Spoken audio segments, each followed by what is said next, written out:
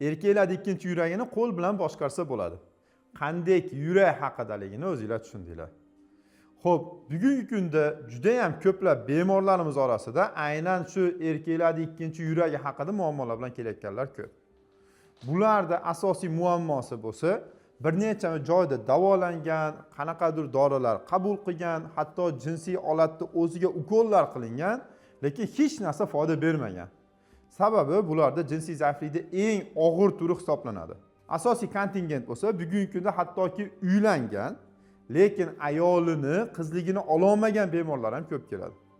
Bularda asosiy sababi bo'lsa, bularda qanaqadir ruhiy emas yoki bo'lmasa bularda qanaqadir travma emas, bularda aynan qon tomir kasalligi hisobiga jinsiy olat umuman turmagan. Lekin bu narsani to'g'ri tekshiruv qilinmagan, to'g'ri diagnoz qo'yilmagan, faqat ularga Viagra shunga o'xshash turgizuvchi dorilar qilingan.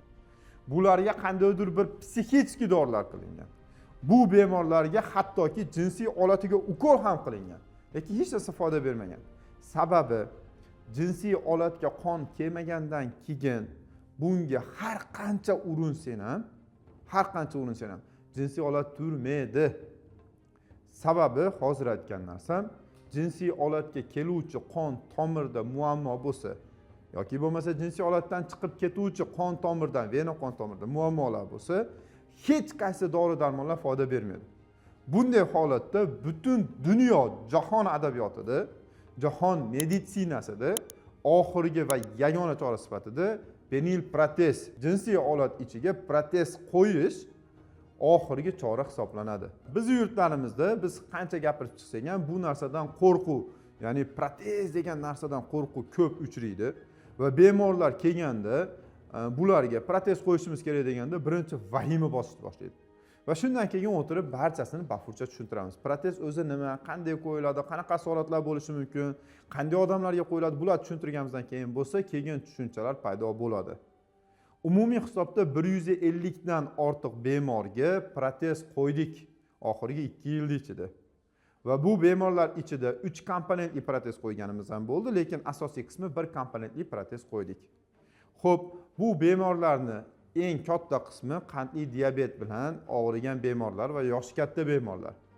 Lekin shulardan bir nechtasi hozir aytganimizdek 30 yoshdan kichik bo'lgan bemorlar. Uylangan, jinsiy aloqa qila olmagan, bir necha marta davolangan, hech narsa foyda bermagan. Biz oldimizga kelganda bo'lsa protez qo'yib berdik. Protez qo'yganimizdan keyin bo'lsa, ularda shunaqa savol bo'ladi. Endi bolali bo'la olmaymanmi? Jinsiy olat ichiga biz protez qo'yadigan bo'lsak, bu bola ko'rishiga hech qanday plyusi ham, minusi ham yo'q. Ya'ni bola ko'rishga aloqasi bo'lmagan holat. Lekin shuni aytib o'tish kerak, bir bemor kelgan, 26 yoshli, uylangan, uylangandan keyin ayolini, qizligini ola olmagan, rosa davolangan, hech narsa foyda bermagan. Biz oldimizga kelganda gormonlari, moyak hajmi, moyakda qon aylanishi hammasi normada. Faqatgina hozir aytganim jinsiy olatga keluvchi arteriya qon tomirlari yaxshi rivojlanmagan hisobiga jinsiy olat ichiga qon to'lmaydi va turmaydi. Bemorga protez qo'ydik, 1 komponentli penil protez qo'ydik.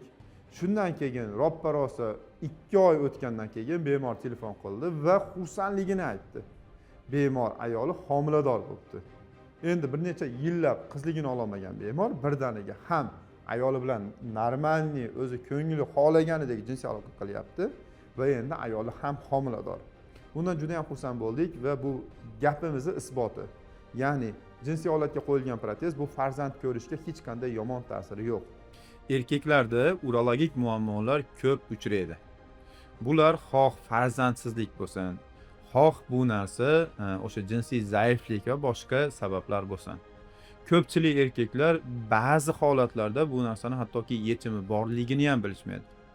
Lekin bizni jamoamiz sizga har qanday urologik muammo bilan eko bo'ladimi bu yoki jinsiy zaiflikning eng og'ir turi, jinsiy aloqadagi eng katta muammolar bo'ladimi? Jinsiy olatni razmerida yoki bo'lmasa jinsiy olatni qalinligida yoki jinsiy olatda o'tkazilgan turli operatsiyadan keyingi travmalarda va jinsiy olatni qiyshayshi va boshqa holatlar bo'lgan taqdirda ham, hatto zamonaviy protez qo'yish kerak bo'lsa ham, sizlarga albatta yordam bera olamiz. Bu muolajalar barchasi biz o'zimiz ishlaydigan klinikada amalga oshiriladi va Bu muammolarga biz sizga albatta yechim bera olamiz. Ha aytgancha, yoshlar faqat o'zini o'ylamasdan, ota-onalar haqida ham biroz o'ylashimiz kerak. Otalarda, yoshi katta odamlarda tunda hojatga o'tish bo'lyapti yoki bo'lmasa siyishda muammolar bo'lyapti. Tez-tez hojatga o'tish bo'lyapti. Bunday muammolarda prostata bezi xavfsiz giperplaziyasi kasalligi kuzatiladi. Bunday holatda ham sizga hech qayeringizni kesmasdan, teshmasdan, tikmasdan tabiiy siydik yo'li orqali rostakasim lazer bilan kirib, dardingizni xalos qilamiz. Bizga murojaat qiling va ushbu raqamlarga qo'ng'iroq qiling. Aytgancha, nima uchun erkaklarda ikkinchi yuragi deyiladi? Buning asosiy sababi yurak insonda uni harakatlanishi, uni yashashi, nafas olishi va barcha narsasi uchun kerak bo'lgan qonni sirkulyatsiya qilib aylantirib beradi.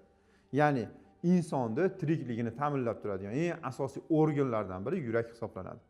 Ikkinchi yurak bo'lsa erkaklarda erkakligini ta'minlab beradi. Erkakni hissiyotini ta'minlaydi. Erkakni oiladagi o'rnini ta'minlaydi. Erkakni motivatsiyasi, pul topishi hammasini aynan shu erkaklarda ikkinchi yuragi ta'minlab beradi. Shuning uchun ham erkaklarda qancha jinsiy aloqa sifatli va ko'ngildagidek bo'lsa, ayol oldida hurmati shuncha baland bo'ladi, ayol oldida shunchalik gapi o'tkir bo'ladi va o'zini hayotga bo'lgan qiziqishi ham kuchli bo'ladi. Adashmasam doktor shunday gap gapirib chiqqanda juda ham yoqqan edi. Jinsiy aloqa qanchalik ko'p va yaxshi bo'lsa, bu erkaklarda shunchalik mablag' tomondan, ya'ni moddiy tomondan imkoniyatlari ko'proq bo'ladi. Ko'proq mablag' topadi deganida hamma har xil talqin qildi. Bu narsani men biroz o'zimcha talqin qilaman, 100% to'g'ri gapirgan. Jinsiy aloqa qanchalik chiroyli va ko'p bo'ladigan bo'lsa, bu erkakda o'ziga bo'lgan ishonch shuncha baland bo'ladi. Bu erkakni ayolida erkakka nisbatan ishonch shunchalik baland bo'ladi. Bu bo'lsa yangi motivatsiyalar beradi va yangi motivatsiyalar bo'lsa yangi cho'qqilarni zabt etishga imkon yaratadi. Protez deymiz. Protez o'zi hammaga ham qo'yiladigan narsa emas. Buni albatta o'ziga yarasha ko'rsatmalari bor va shu ko'rsatmalarga asoslangan holdagina biz sizlarga protez qo'yish operatsiyasini taklif qilamiz. Agar sizda hali ham qaysidir dorilar, ukol, lecheniya, boshqa yana qanaqadir sham qo'yish, svecha qo'yish, yana nima? Hech narsa foyda bermadimi? Unda darhol biz oldimizga shoshiling. Biz sizga eng to'g'ri va aniq yechimni qilib beramiz. Va sizning hayotingizni, nafaqat jinsiy hayot, balki o'zingiz shaxsiy hayotingizni tubdan o'zgarishiga yordam beramiz. Agar sizda yoki sizning yaqinlaringizda shu kabi muammolar bo'lsa, izohlarda qoldiring, biz sizga albatta javob beramiz. Sog' bo'ling, salomat bo'ling.